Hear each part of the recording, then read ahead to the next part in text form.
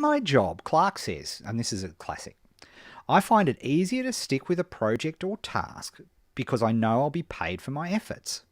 It's different when I try to start my own project. All the time, effort, and money invested with no guarantee of a return always seems to get me. Any suggestions?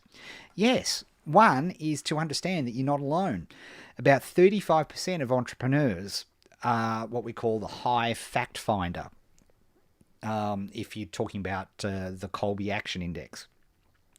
And there's huge benefits in being a high fact finder. You're great at research, you're great at understanding things.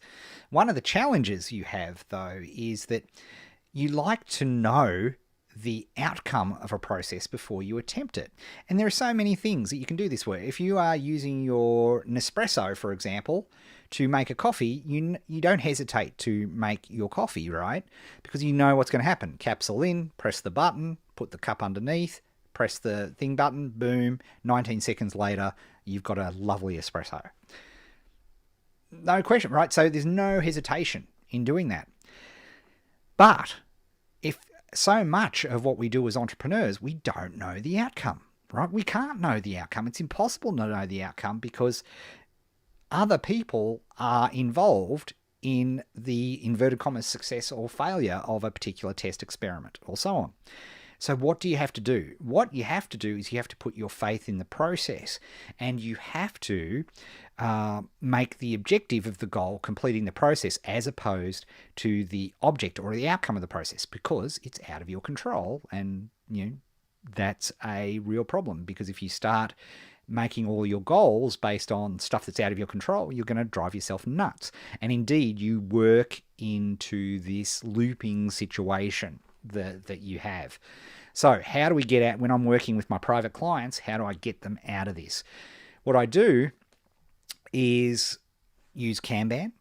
Okay, and what we do is, we'll have tickets, and indeed, at the moment, I'm doing I'm starting to work on a book, and it's totally opposite to my character, right? Totally, like ironically, probably something that you're pretty good at, but for me, it's totally out of my action characteristic. So I have to cheat. I have to design a process which utilizes my strengths to make that happen. And one of the ways you can do that is that I'm currently in the mind mapping phase.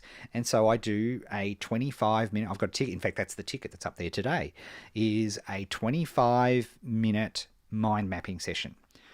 Notice the objective, the success, the tick, where I can move that post-it note over into the done column. That right there, that is the success criteria. That's the only success. Did I say finish the mind map? Did I say do a certain section of the mind map? No, I did none of those things. If I do set the timer, 25 minutes, here it is, massive timer, right? Set that baby for 25 minutes. And as long as I concentrate and don't lose focus and work on that mind map for 25 minutes, boom, done, job done. And that, for you high fact finder types, is a perfect way for you to get things done in your business. Plus, it's very important for you to see progress, and that's why some sort of visual board is going to be really helpful, because the vast majority of entrepreneurs are what we call low follow through. It's another Colby category. They're sort of 6 and under.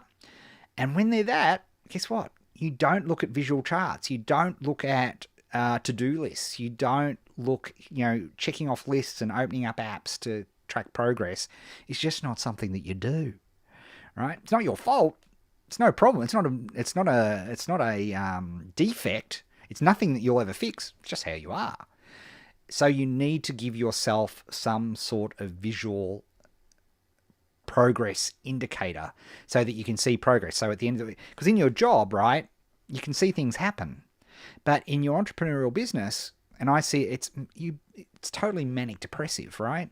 Some weeks you go, wow, this is so exciting, this is great. And then the next week, and I see this with private clients all the time, till I get them on the Kanban process, which is like some sort of, medication for bipolar entrepreneurs, because you can see the things. Because so many things that we're doing on our entrepreneurial business, if they don't elicit a big emotional response, we're going to forget them. It's the Zeigarnik effect. So it's very important that we see some sort of visual indicator of the progress that we've made. That's a key element as part of that. So there you have it.